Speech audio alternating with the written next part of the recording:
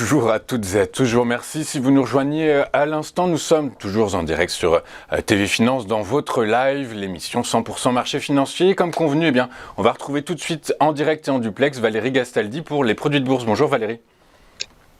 Bonjour Louis-Antoine. Bonjour, je vous remercie beaucoup d'être avec nous ce matin. Je rappelle que vous êtes stratégiste et associé chez Day by Day. Valérie, le CAC qui doit faire face aux incertitudes sur la croissance économique et sur l'impact des politiques monétaires des grandes banques centrales. Ceci étant, eh bien, ce matin, des indicateurs en provenance de Chine sont très bons et le poussent vers le haut. Est-ce qu'on est toujours, j'ai l'impression, dans une grande période d'incertitude finalement ? Oui, c'est bien résumé, Louis-Antoine.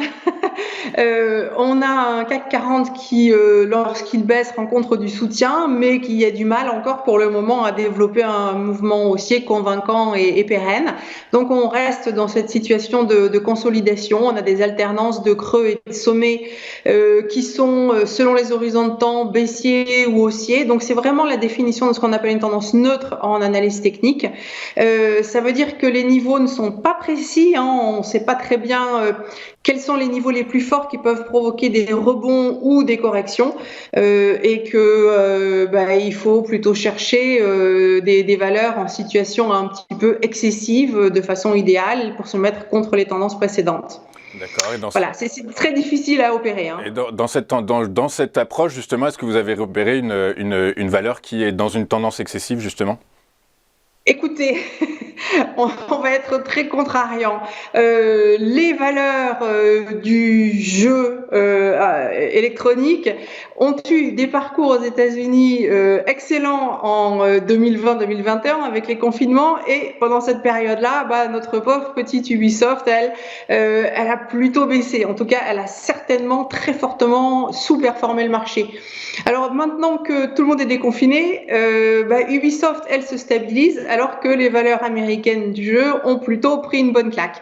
Alors, peut-être que c'est une façon d'être contrariant. En tout cas, ce que l'on peut constater sur le graphique que vous avez sous les yeux, nous avons, attendez un peu, un graphique en données hebdomadaires depuis 4 ans, 5 ans à peu près.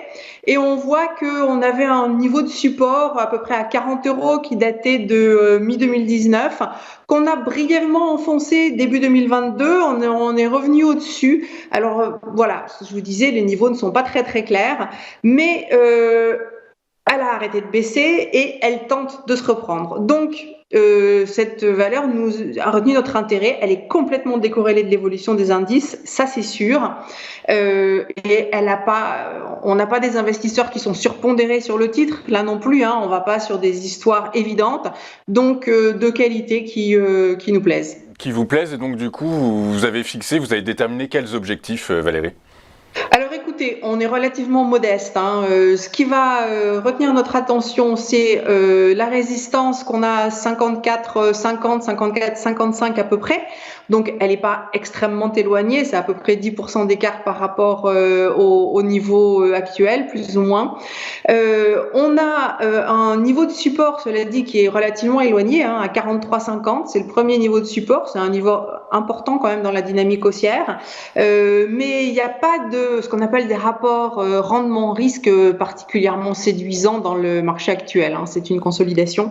Donc il faut tenter des choses, mais en se donnant un petit peu de temps, et puis plus en se basant sur les aspects contrariants qui peuvent donner de l'élan que sur des niveaux et des rendements risques précis. Donc 54,55 comme objectif, 43,50 comme invalidation. D'accord, donc j'imagine, donc vous avez un call sous le coude. Oui, le scénario principal, c'est quand même plutôt un call. On a l'impression que la tendance, elle va plutôt se développer à la hausse.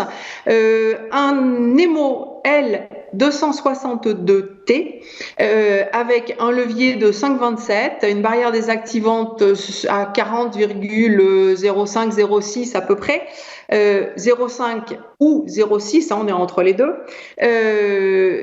Voilà, donc ça c'est le call que l'on a retenu. Si vous préférez jouer la baisse, il y a un petit peu moins de choix, mais vous avez un levier de 7,6 à peu près, avec un niveau désactivant de 54,82 qui donc est en dessous un petit peu en dessous du niveau que l'on vise.